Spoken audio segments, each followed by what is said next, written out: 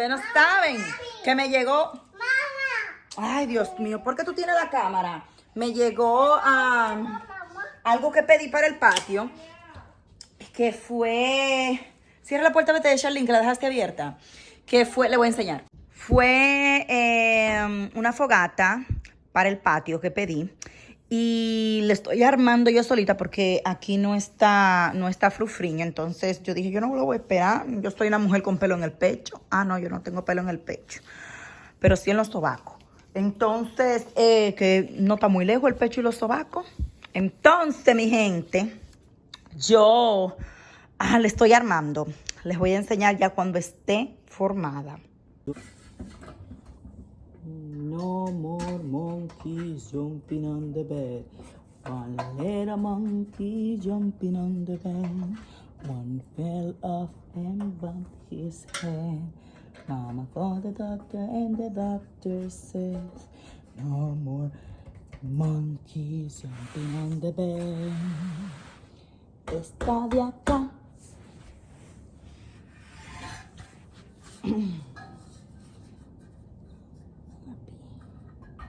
Vamos a ponerla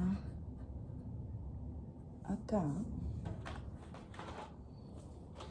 Vamos a coger los tornillos. Mi gente, siempre que esto trae washers así, póngaselo.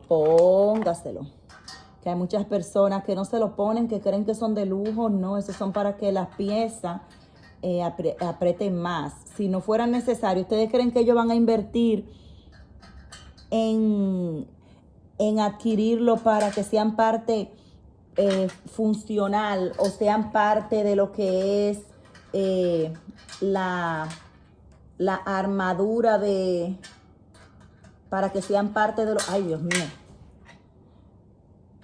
Ok, ahí sí. Para que sean parte de lo que es la pieza en función. No, ellos no lo van a invertir porque las empresas lo que quieren es que gastar lo menos posible para sacar más dinero de los productos que venden. Entonces, por algo es que están. Vamos a ponerle eso. Y vamos a ver qué paso va después. Ok. Cuando Frufru venga lo va a encontrar hecho. Ok. A ver. Ya yo puse estos que van así. Entonces, yo nada más voy a ir leyendo la imagen. A mí no me gusta. Ok. Va el forro entre el D y el A. Tengo que buscar el D y el A para saber cuál es la puerta. Que entre el D y el A lo tengo que dejar para la puerta. Entonces, este es el B. Este es... Okay.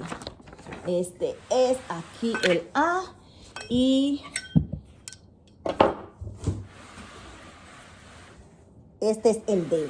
Entonces, esta la tengo que dejar libre. Lo que tengo que hacer es que rodar, darle la vuelta completa para ponerle los paneles a esta parte que va acá. Grabando con el teléfono de Troy porque la batería mía se me murió. La carne se tiene que voltear para que te quede jugosa y se mete cruda, que hay muchas personas que primero la cocinan en agua y después que la ponen aquí en el barbecue. No se le hace eso a la carne, mi gente, no se tiene que hacer eso. Si tú cierras el barbecue y lo pones en fuego alto por 10 minutos primero para que no se te haga bacteria, pones tu carne, lo dejas por 5 minutos en fuego alto y después de 5 minutos la pones en fuego bajo y cada 5 minutos la vas volteando en los diferentes lugares de la carne, o sea, los 4 lugares, el frente y la parte de abajo y los lados. La carne se te cocina suave, jugosa y con mucho color, como ustedes la ven aquí, que ya está lista. Entonces, ahora puse los camarones y también puse los vegetales. Los vegetales yo no le pongo absolutamente nada, ni sal, ni absolutamente nada, porque a mi familia les gusta así. Usted lo puede sazonar si usted quiere. Pero los camarones, a mí me encanta hacerlos y también no los sobrecocine. Una vez que usted ve que los camarones están rojos, usted lo que tiene que hacer es que los saca, que muchas personas dejen que se ponen así de chiquitito y cuando tú te lo comes están duros como una piedra y no están nada jugoso. Entonces lo que yo voy a hacer es que voy a voltear mi camaroncito, déjame enfocar esto aquí, voltear mis camaroncitos que tiene el mismo sazón de la carne. De hecho, yo cuando se descongelaron, que ya botaron su agua, los camarones, lo que yo hice fue que le puse el mismo sazón que tenía la carne, o sea, este de acá le eché, que ya les voy a enseñar en el futuro si ustedes quieren el sazón. Es el mejor barbecue. Incluso los gringos que están acostumbrados a su barbecue siempre me tienen que chulear mi barbecue, pero no es con un sazón mío, es un sazón que viene hecho de Trader Joe's. Es el mejor sazón, mi gente, para esto. Pero yo mezclo el de Trader Joe's y mezclo el de Costco, que ese es mi secreto. Ya una vez que está así también, como déjenme enseñarle uno de cerca. Miren, está rojo. Ya una vez que está así rojo de los dos lados, esto lo acaba de voltear, pero ya una vez que está así rojo de los dos lados, está lista para echarle un limón por encima, nada más uno, no más de un limón. Un limón por encima y para comer. Vamos a voltear esta carne para el otro lado, que es este lado de acá, que todavía no está con ese lado que sería así como si fuera quemadito, que no es quemado. En realidad es que está... vamos a empezar de atrás para adelante. Falta este lado de aquí, que en realidad no es quemado, es que está, ay Dios mío, ahumado. Ay. Tengo que ponerlo en una forma, ok, ahí. No te puedo estar firmando, ahí está. Vamos a voltear este, va para acá. Con esta lengua, esto sí que le llama lengua. A esta lengua nosotros, ay Dios mío, miren que está tan blandita que se le está saliendo los huesos. Con esta lengua yo no puedo como moverlo bien porque no tiene, miren, estabilidad, ¿ven? Entonces, esta es por ahí. ¿Ya, love? Maybe we should have another baby. Oh, why? Ok. Este está loco. Ok, ahí está. Vamos ahí. Ahí. Ahí. Ahí. Y ahí. Le faltan como 10 minutos solamente a dejar que se haga de ese lado y le vamos a poner algunas de este lado para ver qué tal. Ok, este es el punto que está en rojo, entonces le vamos a echar así por arriba, le vamos a echar un limón. Esta es media parte, entonces van a echar las dos partes, que como yo estoy filmando con una sola mano, se me Ya le eché los dos limones. Cuando sus camarones estén así, que estén como que rebotan, miren. No sé si ustedes entienden. Cuando ustedes lo estén moviendo, ustedes se van a dar, ok, si tú no quieres limón está bien. Como que rebotan, como... Miren, no sé si ustedes entienden. Es como que rebotan ellos, no se quedan como bluff en un solo lado. Entonces ya usted puede sacar sus camarones porque sus camarones están listos. Y ya mi carne está lista. Mírenla acá. No tiene ni barbecue ni nada. Solamente el sazón que yo le... So you don't want the steps. The steps can go at least to the trampoline.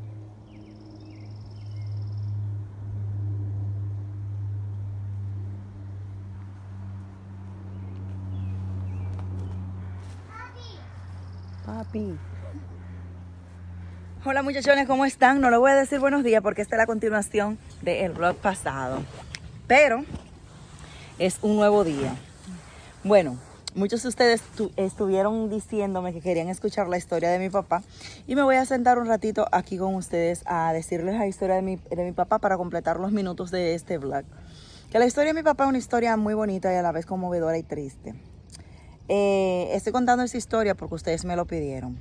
De lo contrario, no lo hubiera hecho porque en realidad es algo que pasó hace mucho tiempo. Pero déjame poner esto aquí. Voy a acomodar el celular para poder hablar con ustedes porque a mí me gusta venir a mí el día de hoy. Pero les voy a contar la historia de mi papá. Se la voy a tratar de resumir, ustedes saben. Mi papá viene de una familia de bajos recursos. La mamá de mi papá lavaba ropa y planchaba ropa para poder sacar dinero. Y el papá de mi papá era como los hombres de esos tiempos, que vivían en la calle, que vivían bebiendo y cosas así. Eso es la historia ya de mis abuelos, que no la tengo que contar, sino la de mis padres directamente. Mi padre con sus otros hermanos, tenían que hacer muchísimas cosas. Tenían que hacer cosas que para mí era explotación, pero mi abuela no tenía otra manera de conseguir dinero para alimentar a sus propios hijos. Mi papá de muy temprana edad tuvo que trabajar. Ese trabajo, como él no tenía una educación, era un niño solamente, era limpiar zapatos o vender dulces y esas cosas así. Había días que mi abuela se acostaba sin comer. Y le voy a explicar un poquito de eso, hacerle un paréntesis. Mi papá me cuenta que cuando ellos llegaban, mi abuela no tenía mucha comida. Y tenía comida, un plato que le daban los de vecinos, cualquier cosa así. Y mi abuela, planchando, iba llorando porque no tenía cómo alimentar a sus hijos. Y que mi papá le decía que si ella no tenía hambre para comer del plato de comida para 8 muchachos, para 8 personas, y ella le decía que no tenía hambre. Y era para que esos hijos se coman la comida, aunque sea una cucharada cada uno. Y ella lloraba y se bebía las lágrimas porque ella no tenía alimento para sus hijos.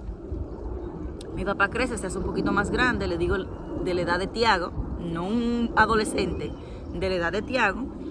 Entonces él empieza a irse a lugares más lejos de donde él vivía, porque los que son de mi pueblo saben, según los nombres que yo les digo, la distancia que hay.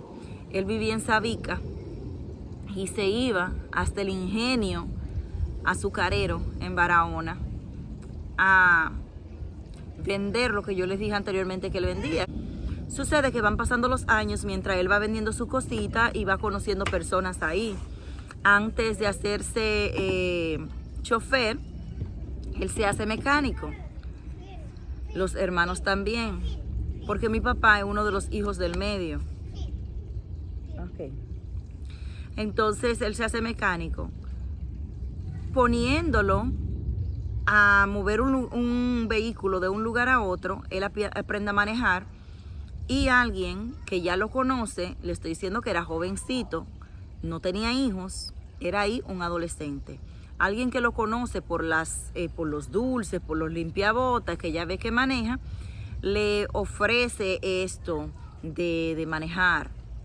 Entonces ahí, con el tiempo, él se hace el chofer del ingenio. Mi papá, a pesar de que era chofer, ustedes saben que le dije que él no siguió estudiando, él no pudo estudiar porque no tenía los recursos. Me dirían, pero hay escuelas públicas. Sí, pero los gobiernos en aquel entonces no te daban las herramientas para estudiar. En mi país, las escuelas públicas, aunque sean públicas, llevan uniforme. Y mi abuela no tenía para comprar uniforme, para comprar cuadernos, para comprar zapatos, para comprar nada.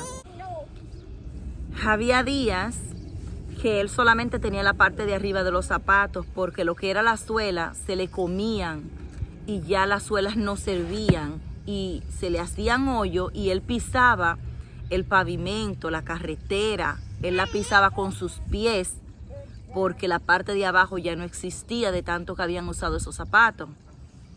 Entonces, en la poca educación que él tuvo, porque mi papá de matemática, tú lo ves a él y tú crees que fue una persona que estudió mucho en la universidad, números, pero no. Y mi papá sabe leer, claro, porque no fue que él no estudió, fue que él no terminó sus estudios, que no llegó a una secundaria. Pero él estudió en esos primeros años que les digo, que los zapatos y esas cosas. Entonces, cuando mi papá llegaba a su casa, allá en mi país hay 2 tandas de estudio. Entonces, cuando él llegaba a su casa, él se quitaba los zapatos y se lo tenía que poner otro hermano para ir a la escuela, porque los zapatos se lo compartían los hermanos que estaban en la casa. Mi papá tiene su primera esposa. De ahí le nacen 4 hijos. Cuando estando en esta relación con su primera esposa, él empieza a frecuentar los negocios de mi abuelo y de mi abuela. Y ahí, porque le decía el Nuca Fiesta, y mis abuelos tenían restaurantes, les dije. Y de ahí conocí a mi madre, pero no tienen una relación porque mi madre es mucho más joven que mi papá. Mi madre era una niña prácticamente. Sucede que ya con el tiempo él empieza con problemas matrimoniales e inicia una relación con mi mamá. Debido a esto, yo no conozco a mis hermanos. Porque las cosas que había en esta relación, que en realidad yo vine a enterarme después que yo era adulta, eran cosas que en realidad no eran culpa de nosotros y nos metieron a nosotros los hijos.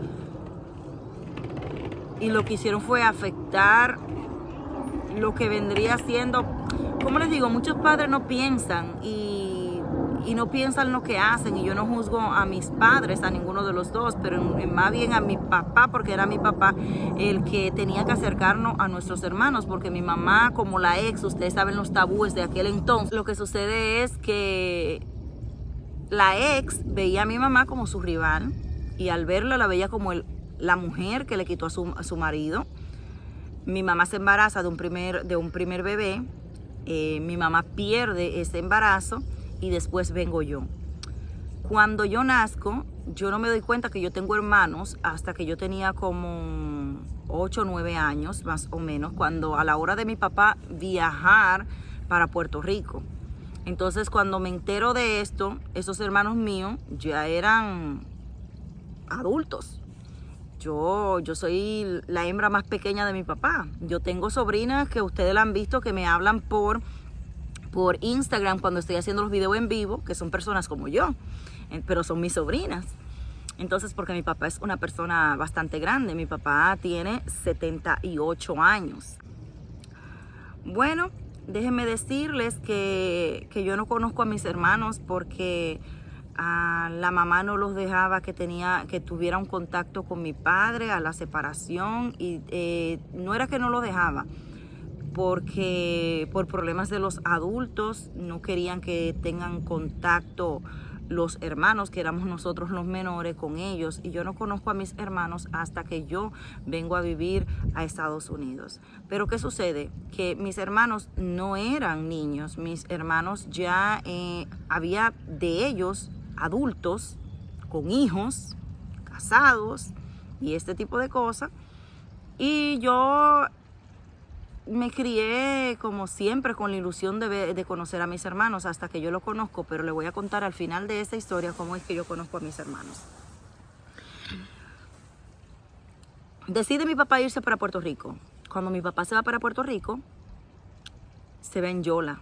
Mi papá no era un nadador profesional y uno de los miedos era que lo dejen muy lejos en el agua y que tenga que saltar y se ahogue. Entonces él llevó galones de eso de leche para amarrárselo en la cintura con soga por si acaso se cansaba nadando y lo dejaba muy lejos. Bueno, a ellos lo dejaron, mi papá brincó y mi papá tuvo que quedarse en un cañaveral de Puerto Rico por días. ¿Qué sucede? Que mi padre ve al dueño de ese terreno donde él estaba escondiéndose, lo ve jodiendo con un tractor, y que se le dañó el tractor, y mi papá entre medio de las cañas, asustado, está viendo al hombre, y mi papá dice, coño, pero eso es esto que le falta, porque él era mecánico.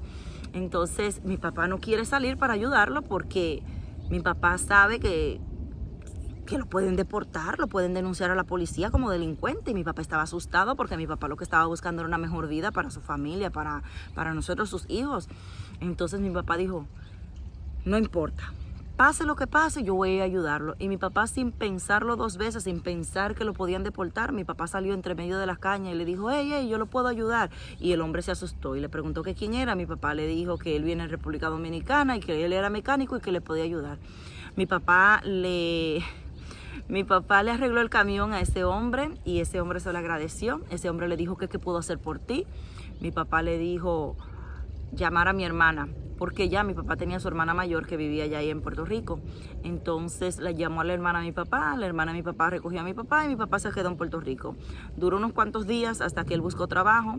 Ya buscando trabajo, él empieza a buscar trabajo de lavaplatos. Y le pasaron muchísimas cosas en Puerto Rico. Él fue víctima de mucho racismo en Puerto Rico, que esa es la parte mala de su historia, pero eso es algo que yo no quiero mencionar para que mis hermanos puertorriqueños no crean que yo estoy en contra de ellos, o de la manera que yo lo voy a explicar, que yo siento que ellos todos son iguales, porque en República Dominicana también hay personas racistas con los haitianos, aquí en Estados Unidos hay personas racistas con todas las razas, en Puerto Rico también hay personas racistas. Entonces esa parte de ahí yo no la voy a mencionar para que las personas que yo tengo respeto, los puertorriqueños, que ustedes saben que yo siempre he demostrado que yo tengo un amor bien increíble, bien grande por los puertorriqueños, porque la mayoría de ellos se portaron muy bien con mi papá, pero hubo una parte que se portó muy mal con mi papá y mi papá sufrió de muchísimo racismo, al punto de que mi papá tuvo que salir del país. Mi papá decide tratar de salir para Estados Unidos, como lo dice Puerto Rico, que aunque Puerto Rico es una isla y pertenece a Estados Unidos, ellos siempre llaman a los estados, le dicen Estados Unidos. Entonces mi papá decide también hacer esto, venir para Estados Unidos, y ahí mi papá puede venir aquí. Mi papá con el tiempo se legalizó. Mi papá al legalizarse, mi papá pudo educarse, y a través de la experiencia él adquirida, mi papá llega a aplicar en uno de las empresas de Donald Trump, y mi papá termina trabajando para Donald Trump antes de ser presidente, mucho antes. Cuando ya yo llegué aquí eran los últimos años del de trabajo. Entonces ya mi padre decide formalizar todos los documentos y todo, ir a visitarnos. Cuando mi papá, él siempre nos visitaba después que hizo sus papeles, pero yo veía a mi papá, me ponía muy contenta, lo veía como un extraño porque no me estaba criando con él. Entonces ya una vez él hizo los papeles, él le dijo a mi mamá que quería traerse a sus hijos, y mi mamá le dijo que no quería. Entonces por mi mamá nosotros no vinimos cuando éramos niños. Ella esperó que nosotros estemos un poquito más grandes, y a pesar de que yo ser la mayor entre mi hermano y yo, que fueron los únicos hijos que él tuvo con mi mamá decide que sea yo la que venga porque yo tengo más edad. Entonces yo vengo primero que mi hermano aquí a Estados Unidos, ya al final de mi adolescencia. Mi gente, en la parte de mis hermanos, ya cuando yo tenía como 6 años aquí en Estados Unidos, cuando mis hermanos llegan, yo estaba ya en la casa de mi papá con mi hija. Yo conozco a las hijas de mi papá, que son 3, llegan al apartamento donde estaba mi papá, y yo voy a visitar a mi papá y a mi hermano. Ya yo tenía 6 años acá y mi hermano tenía como 3 años más o menos. Y yo voy allá y ahí están mis hermanas. Todo al principio para mí era tan lindo porque yo estaba viendo personas que yo quería ver de hace mucho tiempo y saber quiénes eran. Ellas tenían hijas de la edad de mi hija. Yo tenía como la facilidad y el conocimiento necesario de saber que lo que pasó eran cosas de los adultos, y no tenía ese rencor ni nada. Pero un día, las niñas, la hija de mi hermana y mi hija, empiezan a pelear. Mama.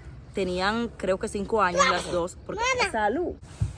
Yo me trato de meter y le quito el juguete que era de mi hija para que no peleen las dos por ese juguete. Entonces mi hermana se pone a pelear, que porque yo le quito los juguetes, que su hija lo tenía primero, y me sorprende bastante porque si era de mi hija y yo, para que no pelee, se lo quito a las dos. No era porque ella tenía que estar peleando, pero ella empieza a insultar a mi madre. Empieza a decirme que no puede negar, que eres hija de esa mujer. O sea, todo lo que ella tenía de rencor por los problemas que ella había enfrentado toda su niñez, que no la culpo, porque es culpa de los adultos, como digo. Ella lo sacó y empezó a decirme cosas de mi madre, que mi mamá era una prostituta, decirme que rompió el matrimonio entre su papá y su mamá. Empezó a decirme muchísimas cosas feas de mi mamá. Y con la inmadurez de ese tiempo, porque yo no era madura, yo me senté en una mesa a escucharla, me senté en la mesa del comedor y ella se me metió entre las piernas porque la gente que viene de República Dominicana, hay muchísimas personas, no todas, pero muchísimas personas son como media barriales, medias chismosas. Pero no digo esas chismosas como yo, que le cuento chisme así de vez en cuando, cosas así que hablamos en video.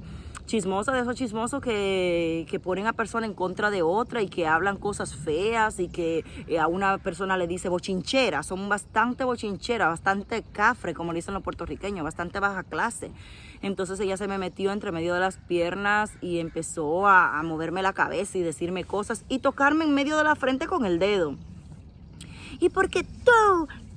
Y me hacía así, y yo le hacía con el pecho, deja de molestarme, si me vuelve a tocar y mencionar a mi mamá, no voy a responder. Yo soy una persona que yo no soy agresiva a mi gente, pero si me molestan, yo saco todo lo que tengo que sacar. Entonces en ese momento, cuando ella continuó, yo la empujé, no di que la empujé duro, no, le empujé para yo brincar de la mesa al piso, le empujé, me puse en el piso, cerré mi puño y le di solamente un solo puño, mi gente. Le di un puño que la corté aquí en la ceja y eso fue un show grande que hasta la policía llegó a la casa. No me hicieron nada porque cuando ella llamó a la policía porque ella quería que me metan presa. Cuando yo le explico a la policía lo que está sucediendo y lo que sucedió y que la policía ve que yo soy tan joven y de la manera que yo la hablé, tan educada, y como ella estaba de alterada y gritando, la policía dijo, aquí no hay que hacer absolutamente nada. Ella solamente se defendió de la provocación, porque vivíamos en unos apartamentos donde todos los vecinos eran latinos y salían, entonces las personas pudieron decir que quien me estaba provocando era ella, porque ellas todos escuchaban, y también las otras familias, los sobrinos de mi papá, los hijos de mi tía, todos estaban ahí en la casa, porque era el acontecimiento de que mis hermanos habían llegado, mi gente, y todos estábamos ahí, y ella empezó su show. Entonces yo lamentablemente tuve ese impulso de agresividad y que yo nunca en la vida lo he vuelto a hacer, ni nunca en la vida lo había hecho. Y así terminó esto. Desde ahí ya yo no tuve contacto con ninguno de ellos, ni nada así. No somos enemigos, pero no tuve contacto con ninguno de ellos. Mi papá luchó mucho, mi papá se jubiló. Mi papá se jubiló aquí con una jubilación por Donald Trump, por las empresas de Donald Trump. Y mi papá vive con mi madre porque son casados legalmente. Mi papá vive con mi madre en un apartamento de envejecientes. Apartamentos envejecientes son apartamentos que viven personas jubiladas de cierta edad, que no todo el mundo puede vivir ahí. Solamente las personas que están jubiladas y que cumplen con los requisitos para vivir en esos apartamentos. Y no es para personas de bajos recursos, es para jubilados. Si tú ganas tanto, tú tienes que pagar tanto. Dependiendo cuánto tú ganes y cuánto es tu jubilación, es que tú pagas el apartamento donde tú vives. Hay personas que viven del gobierno prácticamente, que viven del welfare y también pueden calificar para esos edificios, pero pagan $20, $25 de renta. Otras personas, como mis padres, pagan $750 de renta, cuando un apartamento así como el que yo tiene de una habitación cuesta normalmente en otros edificios, cuesta $1,500, $1,600 de renta. O sea que son como para ayudar a las personas jubiladas en realidad. No todo el mundo puede vivir ahí, tienen que ser envejecientes jubilados. Entonces ahí es que viven mis padres. Mi madre y mi padre han seguido juntos todo este tiempo, desde que se conocieron al principio de la relación. Mi familia no quería a mi padre porque mi padre no era como lo suficiente para mi madre, pero a mi madre le gustó el negro. A mi madre le gustó el negro. Mi mamá se decidió por mi papá, pero tuvieron muchísimos percances en su relación. De esos percances yo me vi muy afectada porque eso me marcó durante mi niñez y mi adolescencia. yo después de eso, que yo me hice adulta y que yo pude entender y que yo me pude educar yo misma, pude buscar ayuda y pude hacer muchísimas cosas ya cuando yo era adulta, porque ya yo entendía que yo necesitaba, pero eso fue después que yo me divorcié de Delphi. Con lo de divorcio, como me tocó muy fuerte, yo ahí decidí buscar ayuda y busqué psicólogos, busqué terapeuta e incluso tuve citas con psiquiatra.